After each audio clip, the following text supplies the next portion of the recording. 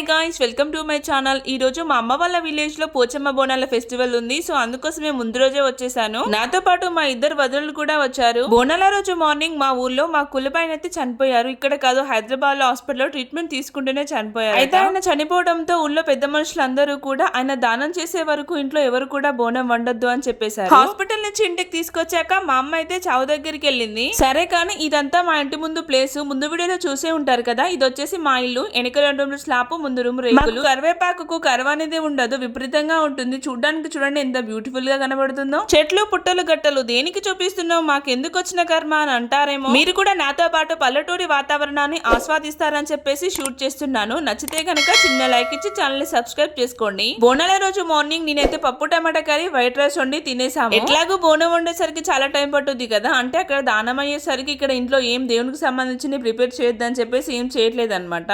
So ఈ లోపు నేనైతే ఇక్కడ పూరి ప్రిపేర్ చేస్తున్నా. అవును, మీకు పూరి ఇష్టమా చపాతీ ఇష్టమా కామెంట్ చేయండి. చావు దగ్గర నుంచి ఇంటికి వచ్చాక మా అమ్మ స్నానం చేసి ఇంటిని శుభ్రం చేసి ఇక్కడ బోనం అయితే ప్రిపేర్ చేస్తుంది. మేము ఎప్పుడు వండినా కూడా అన్నంలో లైట్ గా పసుపు వేసి వండుతాం, కొందరైతే బెల్లంతో కూడా వండుతారు. ఇంతకీ మీరు బెల్లం వేసి వండుతారా పసుపు వేసి వండుతారా కామెంట్ చేయండి. బోనాన్ని డెకరేట్ చేసేది నేనే, మా అమ్మకి తెలీదు ఎలా చేయాలో. అందుకే ఫ్రెష్ అప్ అయి అలా నిల్చున్నా. ఈ లోపు మా అల్లుడు లేచేసరికి అలా ఎత్తుకున్నాను అనమాట. బోనాన్ని ప్రిపేర్ చేసే ముందు కాళ్ళకి పసుపు నుదుట బెట్టు పెట్టుకోవాల్సిందే. అవును, ఇంతకీ మీరు కూడా ఇలాగే చేస్తారా? నేనైతే ఎప్పుడైనా కూడా కాళ్ళకి పసుపు నుదుట బెట్టు కన్ఫర్మ్ గా పెట్టుకోవాల్సిందే. వండిన బోనం చల్లారాక మనం బోనాన్ని అయితే డెకరేట్ చేసుకోవాలి. దానికి కావాల్సింది కుంకుమ, పసుపు, లైట్ గా సున్నం అన్నమాట. ఏంటమ్మా సున్నంతో బోనాన్ని పూజిస్తారా? నేను ఎప్పుడు చూడలేదు వినలేదు అని అంటారేమో. ఒక్కసారి ఇక్కడ లుక్ అయ్యండి, చూస్తే మీరే అవక్కైతారు. బోనం చెంబులకు ఇంచున్నర పైకి కిందికి ఇలా సున్నం అయితే రుద్దుకోవాలి చుట్టూరా. సున్నం ఆరేలోపు వేపాకు రుబ్బు అయితే పెట్టుకుంటున్నాను. సర్వ మిడిల్ పార్ట్ లో పసుపు నూనెతో రుద్దు పెట్టుకోవాలి. తర్వాత కుంకుమ బొట్లు అయితే చుట్టూరా పెట్టుకోవాలన్నమాట. సో దేవతకి కావాల్సింది పసుపు కుంకుమే కదా. ఇలా చుట్టూరా 2 సర్వలకైతే కుంకుమ పెట్టుకున్నాను. తర్వాత పసుపు పెట్టుకోవాలి. పసుపు బొట్లు కూడా బోనానికి చాలా పెద్దగా పెట్టాలన్నమాట. అలా అయితే బోనం చూడడానికి నిండుగా కనబడుతుంది. రుబ్బు పెట్టుకున్న వేప మండల్ని పెద్ద గిన్నె ఉంది కదా, అందులో లోపల సైడ్ ఇలా చుట్టూరా పెట్టుకోవాలన్నమాట.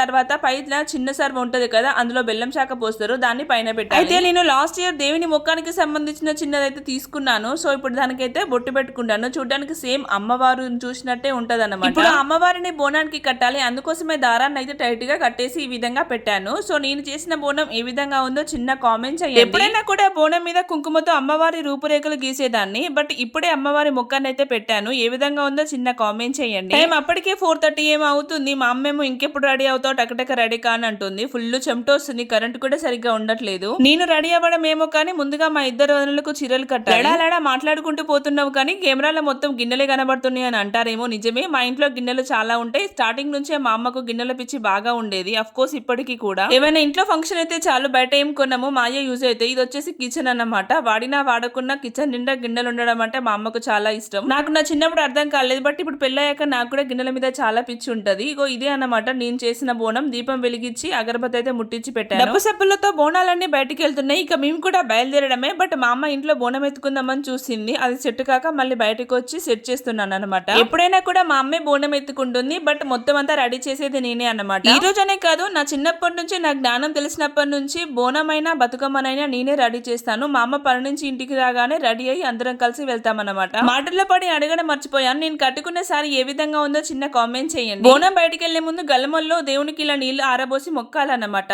అన్నట్టు చెప్పడం మర్చిపోయా, నేను కట్టుకున్న సారీ తొలి ఏకాదశి రోజైతే కట్టుకున్నాను. మీరు గుర్తుపట్టారా? అఫ్ కోర్స్ నన్ను ఫాలో అయ్యే వారికి తెలిసే ఉంటుంది మేబీ. మొత్తానికైతే రోడ్ ఎక్కేసాం బోనం ఎత్తుకొని. సో వీడియోస్ క్లిప్స్ ఫోటోస్ దిగుకుంటూ వెళ్తున్నాం అనమాట. మాదే లాస్ట్ బోనం. నిమ్మలంగా నిదానంగా వెళ్తున్నాం, చూడొచ్చు మీరు వీడియోలో. బొడ్రాయి దగ్గరికి వెళ్ళినాక మా అమ్మ కోడి బాలేదని ఎక్స్చేంజ్ చేద్దామని చెప్పి షాప్ కి వెళ్తుంది. ఈ లోపు మా వదిన అయితే బోనం ఎత్తుకుంది అనమాట. తను వచ్చేసి మా పెద్దొదిన. ఆల్మోస్ట్ అందరికి తెలిసి ఉంటుంది, పదే పదే చెప్పాల్సిన అవసరం లేదు. నన్ను ఫాలో అయ్యే వారికి ప్రతి ఒక్క విషయం తెలుసు. ఏ మాట కామాట చెప్పుకోవాలి. మేము చేసిన బోనమే సెంటర్ ఆఫ్ అట్రాక్షన్ గా ఉంది. ఇది వచ్చేసి మా ఊరి బొడ్రాయి, ఊరి నడి మధ్యలో ఉంటుంది. సో ఇక్కడికి వచ్చినాక కూడా దీని చుట్టూ తిరిగి కొబ్బరికాయ కొట్టే మనం పోచమ్మ గుడికి అయితే వెళ్ళాలి. దీంతో పాటు రాములవారి టెంపుల్, హనుమాన్ టెంపుల్ కూడా ఉంటుంది.